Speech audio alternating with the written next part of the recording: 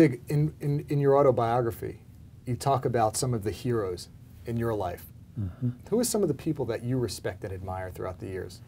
Well, my boss, first boss in the grocery store, Mr. John R. Anderson, he was a wonderful man. I named my son after him.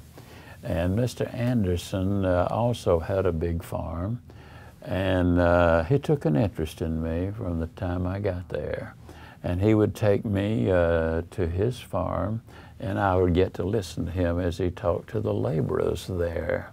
He took me to the conventions with the organization he was working with, and I got to travel. I'm born in Alabama and raised in Mississippi. I'd never been out of Yazoo City when I went to work for him. And he took me to those places, and he had also been a teacher in school. And so if I ever made a grammatical boo-boo when I was there helping people or whatever, I got corrected right then and there. Sometimes it's very embarrassing, but it was very effective and very helpful to me. Anyone else over the years in history that you admire? Yes, there have been a number of people I've admired.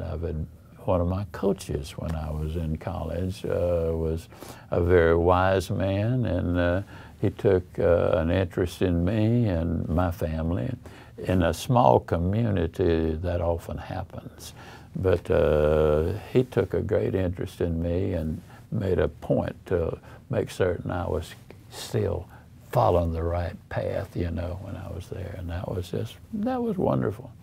It sounds like the role of mentors is so critical today. People today, they don't reach out, they still try to do it on their own. Mm-hmm. How important is mentoring today in coaching? Oh, man alive, it makes a difference in a person, you know. I've had so many wonderful people in my life that took an interest in me. And thanks to my mother, she always taught us children. I'm the 10th of 12. She always taught us children with a little sentence sermonettes, tell the truth and tell it ever, costeth what it will. For he who hides the wrong it did does the wrong thing still. Then she would nail it down by saying, and if your word's no good, people soon find out you're no good. And I mean, she nailed it down, I'm telling you, she did.